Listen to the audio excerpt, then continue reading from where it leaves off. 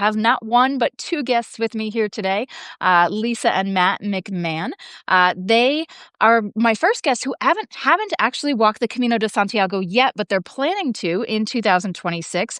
They are full-time nomads and best-selling authors. I found them through their Substack, which is called Footnote to Nomadic Authors Hike the World. And so, of course, as much as I love writing and as much as I love the Camino, I have enjoyed very much following their travels and their stories and their inspiration. They discovered minimalism back in 2014, and in 2024 they could at that point fit everything they owned into a convertible, and they started this nomadic lifestyle. And as part of that, they hike in various locations around the world where they are. For Matt, he's an experienced hiker. Lisa is a little bit newer to it, so we're going to learn all about that. And so we're going to learn about how hiking has become part of these travels, how they find their trails, and what has drawn them to the pilgrimage route. So first of all, Lisa and Matt, thank you so much for joining me. Thanks for having us. Yeah, it's great to be with you, Rebecca. Absolutely. So let's go for the minimalism route first and hear a little bit about that, because you guys discovered minimalism back in 2014. And can you tell us a little bit about what started that, and what was the moment that you looked around and you're like, yeah, do we need all this stuff? That's a great question. I think for me especially, and then Lisa, you can chime in too, it was as our kids got older. We've got two kids, and as they kind of grew up, went off to college, we kind of found ourselves in this empty nester phase. And we were living in a big suburban house outside of Phoenix, Arizona. And we had all the stuff. We had all the toys. We had a two-stall garage, a one-stall garage, pool, basketball court, everything, baby grand piano, full library, Yep. ping pong table, all that It stuff, works. which was great for when we were raising the kids. And then once they were gone, we kind of were looking around this house. We're banging around this giant house. We're like, do we really need all of this? And then right around that time, we watched a documentary on Netflix called The Minimalists. And it was about these two guys that travel the country talking about the benefits of and the freedom that you can have from having very few possessions. And it just hit at the right time for us. And we looked at each other and we kind of went, wow, all this stuff, which was so great and fun to have for a while, now starts to feel really heavy. And it was at that point that I started by being inspired by the documentary. I remember I took one of those old yellow legal pads and a pen, and I wandered every single room in the house, writing down what was in every closet, under every bed, in every cabinet, every flat Wow. surface, through the garages. And I just filled page after page. And when I finished, I almost just threw the whole list away and stuck my head back in the sand because it was so much It's a huge stuff, job. Yeah. so much Yeah. stuff. And then I thought, okay, I just forced myself to go to our smallest closet, and I took everything out of the closet and divided it into 4 piles: keep, sell, donate, trash. And then I bagged up all the other 3 piles. I took the keep stuff, I put it back in the closet, just nice and neat. And I looked at that and I was like, oh man, that's amazing. Look how great that looked. And it gave me a little endorphin rush. I'm like, okay, maybe I can do this. And that started me On on the just cycle. gave me the motivation to do the slow process. And we went through our whole house, and it And Lisa, were you on board? Sorry, Matt. Lisa, were you on board with this? Was this or was this he was like doing this and you're like, nah, let's see how this goes? Or how did you feel So about it? I was totally on board for him to do it. Because at the time I was under contract on several books. And so I was like writing like crazy. And he took this bull by the horns and he did everything. I mean, I did a little bit, especially when it came time to do the photos and stuff like that. Mm-hmm. We'd bring a box out while we were watching TV in the evening and go through all of those physical snapshots of all the kids when there's triples and quadruples of the same one. Like, why did have all that in the first place. You your whole Yeah. mindset turns to like, what were we thinking having all this stuff in it? That's where it is still today. And so just so people are aware, this was a process. I mean, and then it was not until 10 years later that you guys kind of made this big decision to be like, do we even want to stay in this house or in any house as a longer term lifestyle? So tell us a little bit about this switch to becoming nomads. So once we did all of that minimizing, or once Matt did that, all of that, we decided we wanted to live near one of our kids. It would be easier. They're both in two different places across the country, the United States. And so we thought, now that we've minimized, let's keep this house in case we want to come back to it. And we rented it out. And we moved to Sacramento to a smaller apartment, and we wanted to live in a city where that was walkable. Hmm. That was really important to us. We sold our cars and everything. We sold everything in the house, and spent 3 or 4 years in Sacramento, living in a smaller place. And that was enjoyable. We loved that. And then during COVID, we actually moved back to Tempe and bought just 1,000 square foot loft and lived very minimally there, before we finally decided to pull the trigger and go nomadic. There we go. And so and what was that like when you first, when you made that decision, you're going to become nomads, and you kind of take off on this adventure? Exciting, scary, emotional, like what? Kind of tell us some of the things that were going through your heads at that point. It was all of the above. For me, I'm more of a routine, stay in my lane kind of person, low to adopt change Hmm. and see more short term. Lisa's the big picture thinker. She can think outside the box. She's much quicker to make change than I am. So she got there a lot faster than I did. So it was a lot of discussion. It was a lot of study. We discovered Substacks like Brett and Michael Are Going Places, which is Hmm. one of our favorite nomadic Substacks, and we learned a ton from them.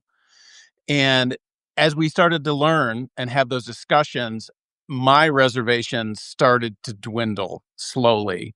But I still had so many questions because to me, it was such a foreign concept. We had traveled a lot, but to go from just traveling a lot to you no longer have a home and you're constantly traveling was just a huge leap for me. And I had all these questions that we had to find answers to before I was comfortable in making that jump. In fact, it's one of the things we're working on right now is I'm writing a booklet based on all of those questions that I had that we're going to make available for other people that are in that same spot that we were, where it's like, oh, we're intrigued by the idea of becoming nomads, but I have so many questions, and those questions kind of keep that dream, stuck Hmm. in a dream phase. Yeah. So as we worked through all those questions, my walls started coming down, and I started to become more excited about the process. And once we finally got there, and it is a lot of work to extricate yourselves from quote unquote normal life. Hmm. Hmm. Got, a mortgage and an address and cars and all of that stuff. But man, once we got to that point where we finally had sold, we had a couple of rental properties in addition to our condo. We sold renovated and sold all three properties, sold all of our stuff, got rid of, gave away everything. And then when we got to that point where literally on July 4, 2024, Independence Day in the United States, we drove away from our condo for the last time with, like you said, everything that we owned in the world was in the back of this two-door 2007 Pontiac G6. And that was one of the biggest feelings of freedom and excitement I've ever had in my life. That's awesome. It's amazing to me how some of this is so parallel to a Camino adventure. Like when you talk about all the questions, Matt, so many people that I work with, like, the idea of the Camino as a big picture sounds pretty cool. But then you've got you've got the Lisas of the world that are like, yeah, this would be cool. And then you've got the Matts that are like, Yep. wait a minute. What about, where do we stay and how does this work? And what about our stuff, and where do we go to the bathroom in the woods? All those Yep. different things that come up, but it's all stuff that just like with your nomadic adventure that you can find answers to, and it might take some time, and there's a lot of different resources out there, and sometimes it just comes down to, like you were talking about, is it Brett and Michael or Brent Yeah. and Michael? With Brett and Brent. Michael, like sometimes it's just finding that one kind of go-to resource that you're like, okay, where you can collect like, okay, these guys get me. This is what I'm looking for, and you have that resource. So so I'm delighted too that you, Matt, are working, and Lisa, I imagine you're putting in your 2 cents about this resource for other people who are interested in doing this. So that's awesome. Oh, thanks. Yeah. You're so right about people are always looking for reasons to say no to something. Yeah. And that's actually a marketing sales technique as well. Find what you can say yes to, and we have to do that to ourselves when we're facing something big like the Camino. There's so many things about the Camino that scared me, like what about my stuff? What do I do with all my stuff? What if I can't carry it? Maybe I shouldn't go. Those are the things that we have gone through my mind as we've been Yeah. doing the Camino. What if I can't walk 12 or 15 miles? That's so much. Yeah. I get there, and then that's such a great reason to say no to it. Right. But, after doing what we've done, we now look for the reason to say yes to something. That is awesome. Oh my gosh, I just got chills with you with you saying that, Lisa. That is it's inspiring because I think too for so many people, one of the things I say is 500,000 people walked into Santiago de Compostela last year. So they figured it out. Yeah. So it's and for the nomadic lifestyle, there are lots of people out there doing this. And I think, initially you're kind of taking these baby steps, and then when the world starts opening up, like, I don't know how you guys feel about this, but I feel like you put your thoughts out there and the world starts sending people your way and sending, movies your way or whatever, and you're like, "Oh my gosh, I was just talking about this." So yeah, it's just pretty cool how things work out that way, and all of these connections that kind of come through. So speaking of connections, let's get into the hiking connection because so from what I understand, Matt, you were a hiker before, but Lisa, your blog is called, Two Nomadic Hikers. Well, let me get it here. Two Nomadic Authors Hike the World. So you guys started this with the intention of hiking, but Lisa, you were not a hiker, correct? Can you tell me a little bit about that? Absolutely. So really, I guess the hiking goes back to um, how I didn't treat my body right as an author. I have 33 books out, traditionally published, with the big five publishers, Simon and Schuster, Penguin, HarperCollins. Mhm. But I was always under contract. I was always writing.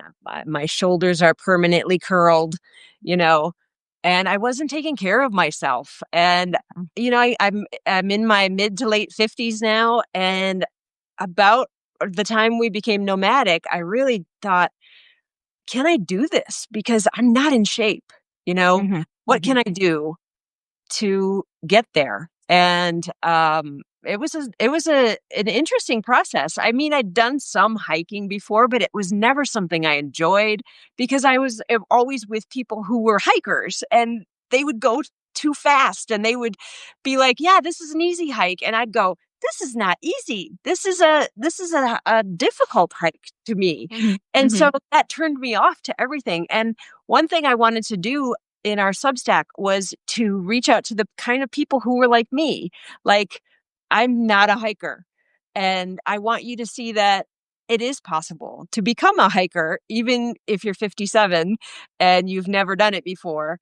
Mhm. So I really just started hiking regularly in April, I think it was. Um, Mhm. and that's just been something that I've thought I don't have as we enter the last third of our lives, Mhm. hopefully we make it, long. Mhm. Um, that's just something I really wanted to focus on. Like, who do I want to be? Do I want to be this hunched over writer who doesn't go outside?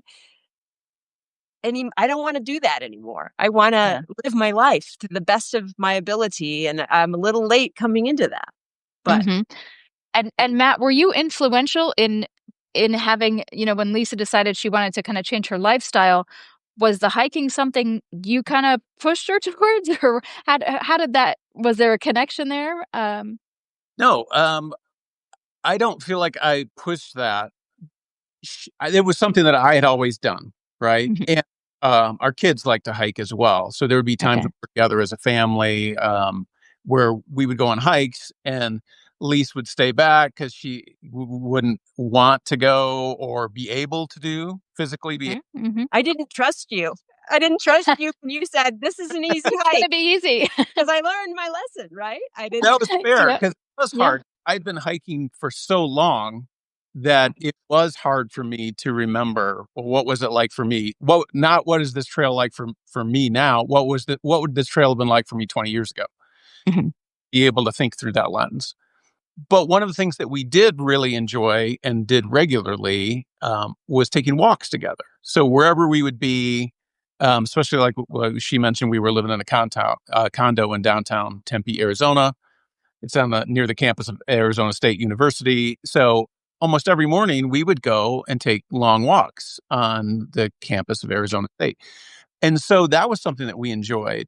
mhm. And so I think the fact that I had already been a hiker and did it regularly, and the fact that we already were taking, nice longish walks in the morning, I think when Lisa decided, hey, I want to do something about my physical state that I've ignored for so long, it was her actually that said, "Hey, you know what? Why don't we start hiking together?" And I was like, "Who are you?" And my wife.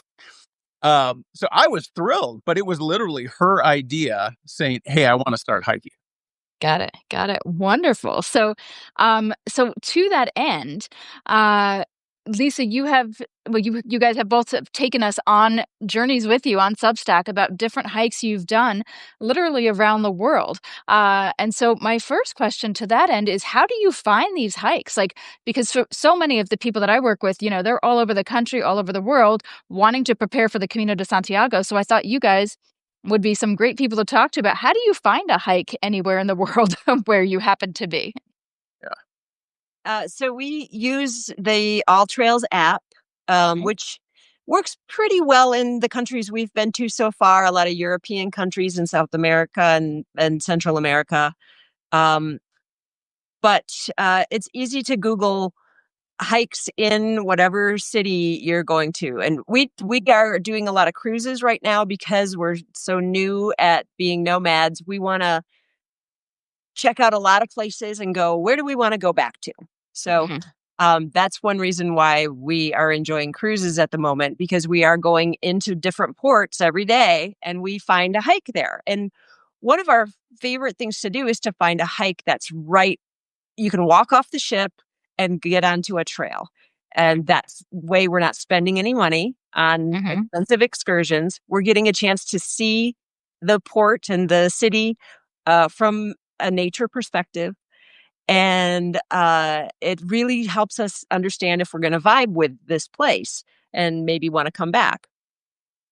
So just by Googling where are these hikes and then checking our All Trails app to see if there's anything uh, that's close. And actually, we found so many. We couldn't believe that there were always hikes wherever we go. I can't even remember the last time we had to drive to get to a place to hike because there's Yeah, a lot of them right in the port. Yeah. that's Um, awesome.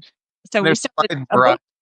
Yeah, sorry. There's a wide variety too, which is really fun. So we like in a recent a long trip that we took, we found all kinds of variety of hikes, and some of them, like Lee said, you can go to right from town. Some of them have some great inner town loops, as well as getting you out into nature. Some of them are along, like on the Isle of Man, was one of our favorite hikes. They have a coastal path that rims the entire island. That's just gorgeous. Around Prince Edward Island, which has a beautiful coastal path. And sometimes they're really nice and easy and laid out. A lot of the times, right on your All Trails app. And if you do the paid subscription, there's a free version. But if you do the paid subscription, it allows you to download the maps for offline usage. And a lot of times we end up in spots where we don't have any cell coverage, but our app still works. And so we don't get Okay. lost. Great. But then there's other places. We were in Greenland and in this small village this past summer, and we were looking for a place to hike, and there was nothing on our All Trails app. And we saw a card table set up with a cardboard sign written in marker, tourist info, and a high school kid with his hoodie sitting behind the table. And so we went up and chatted with them and just said, "Hey, we're really looking for a hike. Is there like a trailhead somewhere that we can walk to right from in town?" And he said, uh, you know, just go to the edge of town and keep going. No, just go anywhere. And so that's what we did. We just wandered to the edge of town and just kept going. Mhm. So you can almost always find a place to hike if you just do a little research and you chat with some people, and you can Mhm. have some pretty fun adventures. Yeah. One of the things I first learned about as far as longer hikes was Mhm. we talked to someone who was doing the Camino. And that was the first through hike I ever heard of in my life, where you walk all day and then you stay in an inn and eat there, and then you walk again the next day and you keep going. And so after I'd heard about the Camino, I was like, there's got to be other like Caminos around the world, right? And I just started searching. What are the top through hikes or walks that are multi-day where you can stay in an inn and not camp? Because I don't want to. Mhm. That's not me. We found all kinds of them. I mean, and a lot of them are around islands. There's so many islands that have a coastal walk all the way around the island. So cool. Mhm. Can't wait to Mhm. get So to has you so then your list has grown since discovering the Camino. absolutely. Yeah, That's awesome. or to we're going to go doing a through hike in the Cotswolds coming up in this spring. So we're training for that, and we're really looking forward to it. That's a place we've always wanted to visit. And that's another Mhm. thing. We've got so many places in the world that we've always wanted to visit just as a place to visit. And now we have a lens through which to approach that visit. Go Mm. looking at the city or the area that we want to go to, and then looking up hikes that can help us to experience it through that lens. And I love that angle because I think for so many of us who have done traveling, you've done the, go see the sites and check the things off the list and all of that. And at least for me, I'm starting to look at, okay, how do I want to travel now?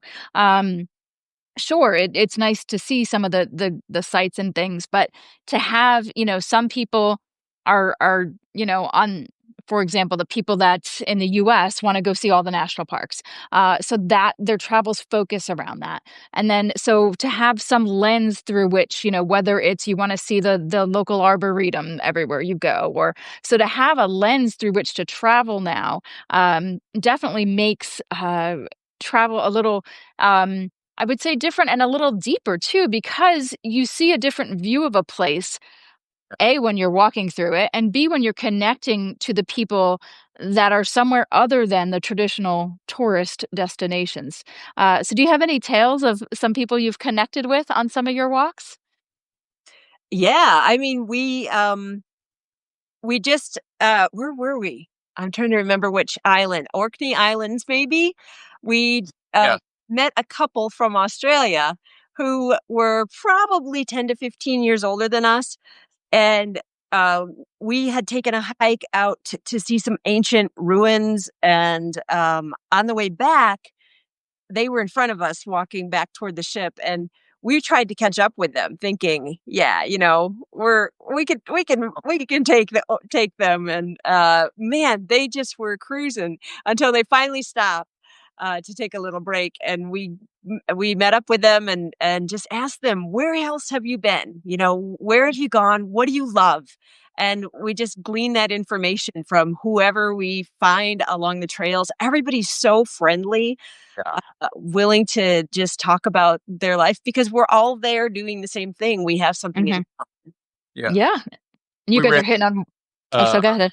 we ran into a lady when we were on a tender boat, which is if you're on a cruise ship and the port that you're going to is small, like in Greenland, where that you can't dock a large ship, you anchor off and then you take a small boat called a tender into the town. So we're in a tender boat I think we were in Iceland, and we just got to chatting with the person that you're stuck knee to knee with in these small tender boats. And we got to chatting with this lady and found out, lo and behold, she and her husband were nomadic as well. And they were on Ah, the cruise ship. And so we got to chatting and we exchanged numbers. We're like, let's meet up for coffee. And so we ended up having coffee with them multiple times over the course of the rest of the cruise and hung out with them. They introduced us, they gave us some tips. We're talking about, oh, those pants work really great. He's like, yeah, I can go hiking in these pants. I dust them off and I wear them to dinner. It's great. Get all these little tips and tricks. And they introduced us to a Facebook group that we didn't know about of nomads who connect all over the world. So, yeah, when you are on these hikes and when you're doing these nomadic adventures, if you kind of come out of your shell a little bit, mhm.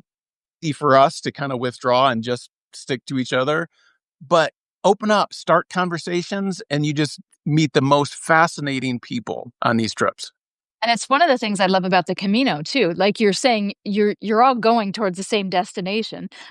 You've got time, and so you meet all kinds of interesting people that have people that it's their first Camino, people that decided a week ago they were gonna do the Camino, and there they are, versus people that have been planning this thing for years, and everything in between, all different ages, all different nationalities, and so I love how, the this idea of literally just putting foot to a trail, opens up so many opportunities, so many experiences, wherever you are in the world. I love that idea of having that as kind of your focus point wherever you go. So I definitely appreciate hearing about all of that. Speaking of the Camino, let's flip over to that. Tell us a little bit about that first time you heard about the Camino. And yeah, Lisa, you were saying, oh, it's the first time I heard about a through hike, but to go from, just starting to become a hiker this year to, oh, yeah, let's walk across Spain. How did you get from point A to point B with that? Well, it's interesting because the person we're currently pet sitting for, we do a lot of house sitting and pet sitting wherever we go. Um, she was one of the first people we heard about the Camino from, and she's actually on the Camino right now. She just arrived in Santiago 2 days ago, I Yep. think. Oh, awesome. Yeah, she's biking it though. She's not Okay. a hike Hmm. Hmm. bike. Hmm. And she told us about the movie The Way, Mhm. which we watched shortly after, and then we ran into somebody on a ship who just randomly sat down next to us at a table at lunch and said she had just done it, and we're like, wow, we're hearing about this from multiple people. We need to really check this out. Uh, yeah, so that's pretty much how we first heard about it, and a lot of people go on it as because they need to figure something out within themselves. Hmm. They have a purpose. They have ashes they want to, um, you know, d- Hmm. deliver to different parts of it as part of a journey. And some people find what their journey is when they're on it. Hmm. Uh, so we're not quite sure, what's pulling us toward it, but Yeah. I think we'll find out. I think you will. Yeah, and my first Camino, and I've done, over a dozen of them now, but, I clearly remember on the first one, I didn't know why I was supposed to be doing it, but I just knew it was something I was supposed to do. And just like you said, it was on the trail that I figured out within the first few days actually of why I was there.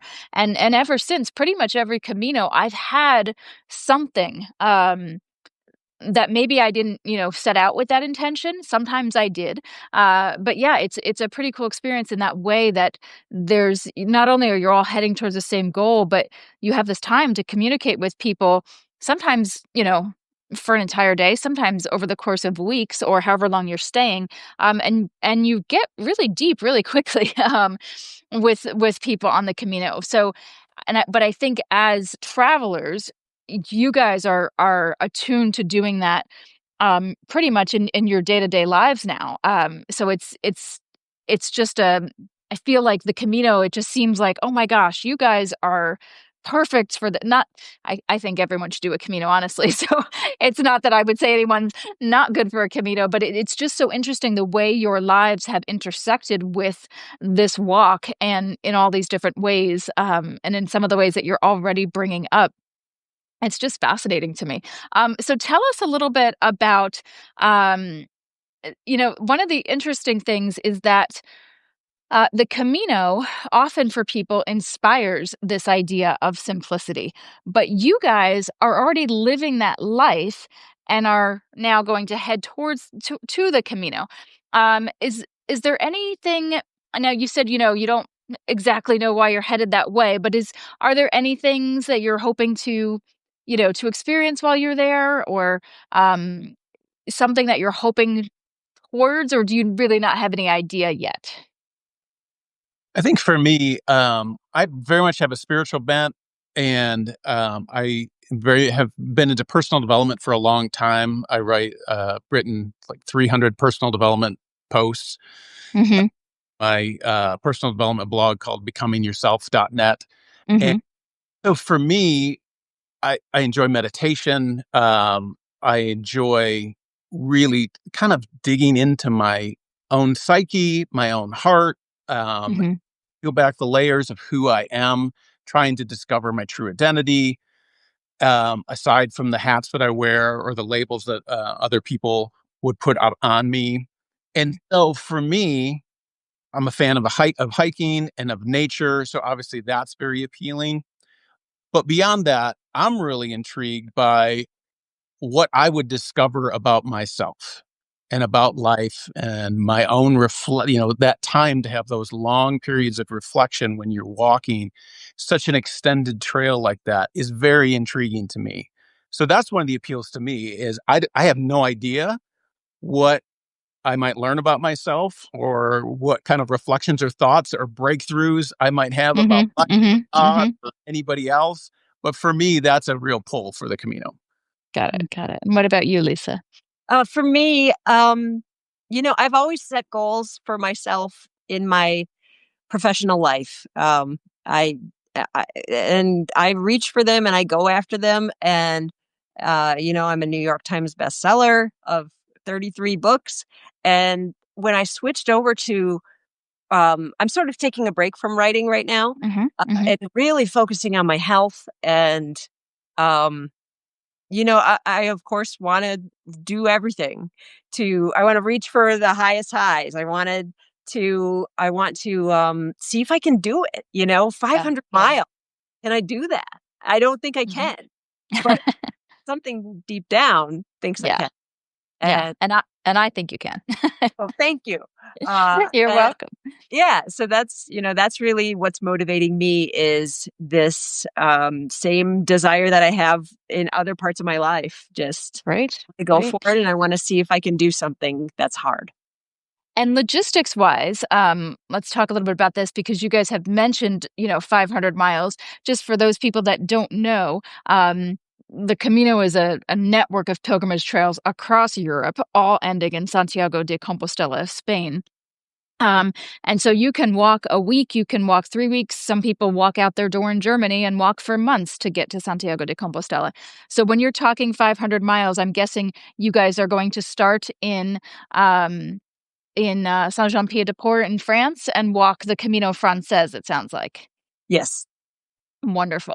And do you have any idea we've talked a little bit about carrying backpacks and things like that. Do you guys know if you'll be carrying a backpack? You've talked about staying in inns, so hostel's not the thing, which is totally fine. But do you think you'll be carrying a full-on pack, or are you anticipating just bringing a day pack with essentials in it? For me, I've got some back and neck issues that I Mhm. am hoping to strengthen just from my years of being a writer. Um, so at the moment, I'm not training with a pack. I can carry a waist pack without too much pain, but I'm still working on that, and we're figuring that one out, whether I'll to Yeah. carry or not. But Yeah. Yeah. there are one of the things that really made me more comfortable with doing the Camino is that there are ways to transport your luggage. You can hire Absolutely.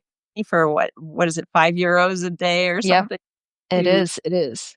yeah, to And it's and some people, feel a little guilty or whatever, and I tell people the Camino is gonna be hard enough, you don't have to make it harder.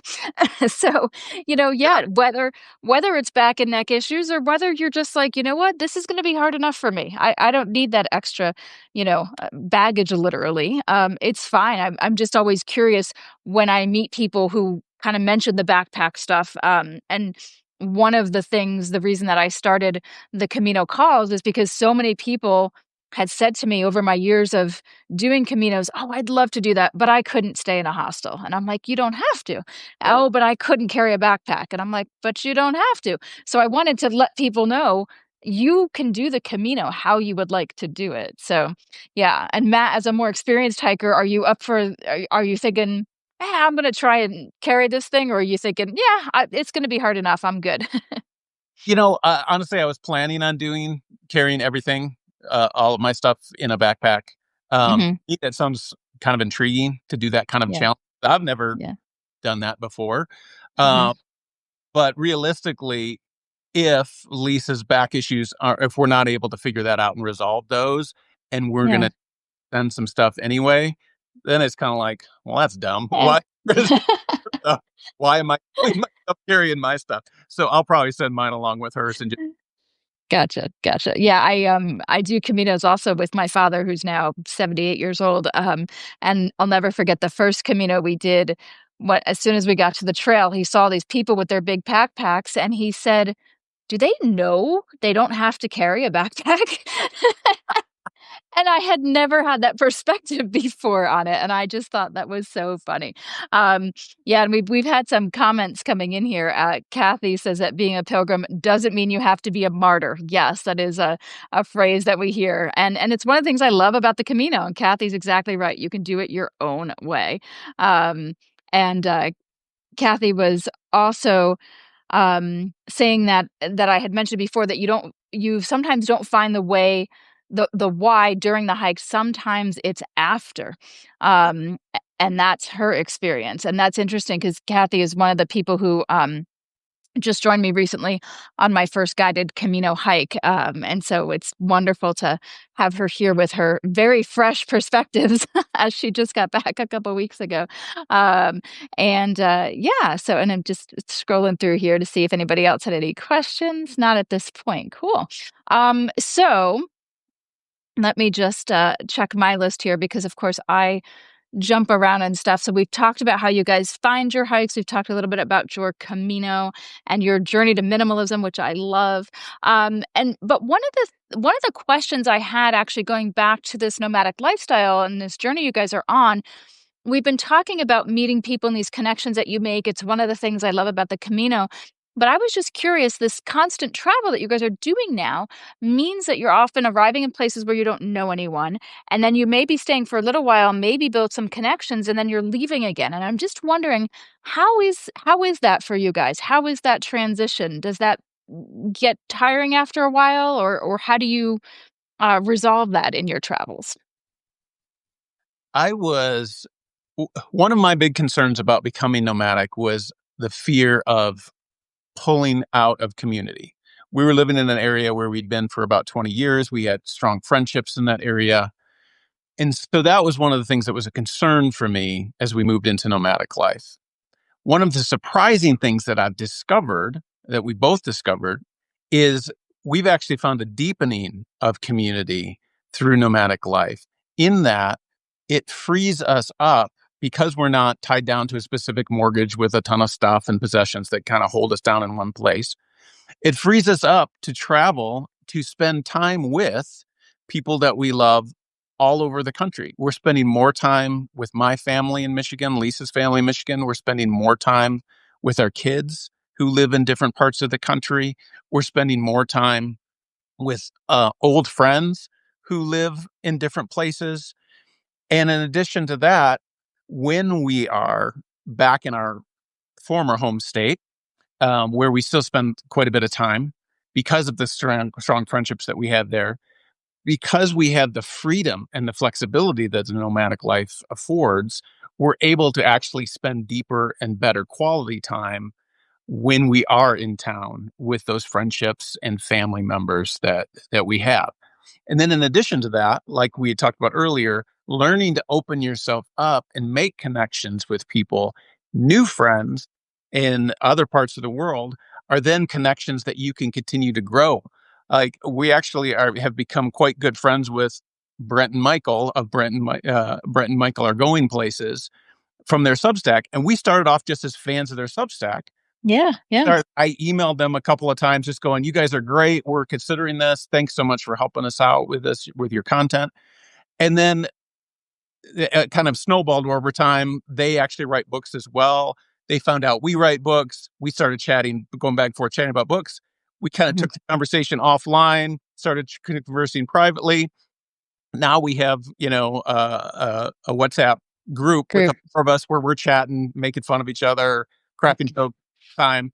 And we're planning actually in Tokyo in a couple of months, and we're gonna meet up with them in person. Awesome. Already like developed new community through entering the nomadic life by being open Mhm. to making connections in these new places. That's great. Nice. Lisa, do you have anything you want to add to that? Yeah, I mean, we've met some people already. Like we were talking about Brian and Kathy, who we met on the cruise ship, who are also nomadic, and now we've got a chat going with them, and hopefully someday we'll be in the same place as well, so we can meet up with them again. We had such a good time, and yeah, I think we're both introverted, so Mhm.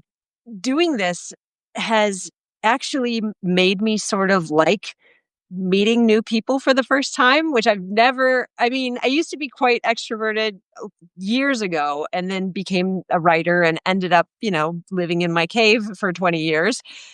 Now I feel like I'm opening up to people more um willingly in random situations and talking to strangers and stuff that I would not have done 2 Mhm. years ago. Yeah, I remember, there's a book that came out quite a while ago, uh, and I'm gonna probably mess up the title, but something about quiet, like, being an introvert in a world that can't stop talking.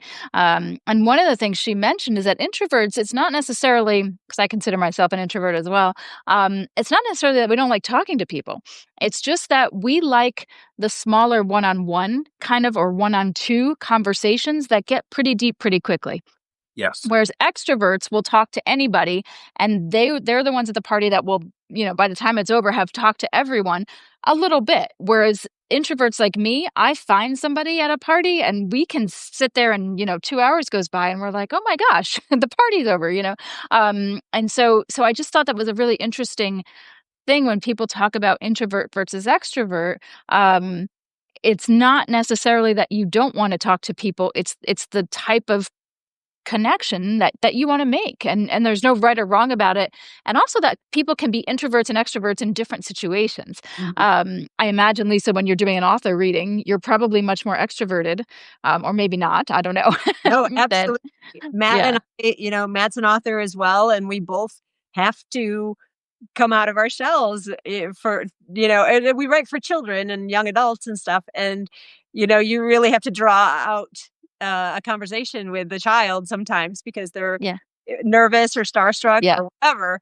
yeah, But, those kinds of things as far as introvert versus extrovert, um, I think being an introvert, being in those situations where you are talking to every single person in the room, that can be exhausting and we need a day off the next day to recharge. Whereas mhm, if you're really extroverted, that's really energizing to you. So, mhm. I think that's maybe the difference for me. Yeah, and the Camino provides for both because, like, and of course, I'm a Camino addict, I will freely admit. So there's just so many lessons to it that just seem to connect to everything that you guys are saying, and that it's a nice thing too because you can chat with other people, or people are pretty much okay with if somebody says something to you and you're like, "Oh, have a little cotton, I'd like to I'm just taking some time for myself today to be a little bit more reflective. So this has been great, but if you wouldn't mind, I want to walk on my own." And people are totally fine with that. So it's a nice, kind of journey for wherever you're at in that introvert to extrovert scale as well. So I am so delighted that you guys are going to have this experience. I can't wait for 2026 to read about it on your Substack, which for those of you that have joined us a little later is called Footnote to Nomadic Authors Hike the World. This has been a great conversation with Lisa and Matt McMann, and I look forward to having them back after they actually hike their Camino de Santiago so that they can tell us more about it. So thanks so much, guys, for joining me for this conversation. Thanks for having us. Thanks, Rebecca. All right. You're welcome. Bye bye. Buen Camino. Buen camino. You know.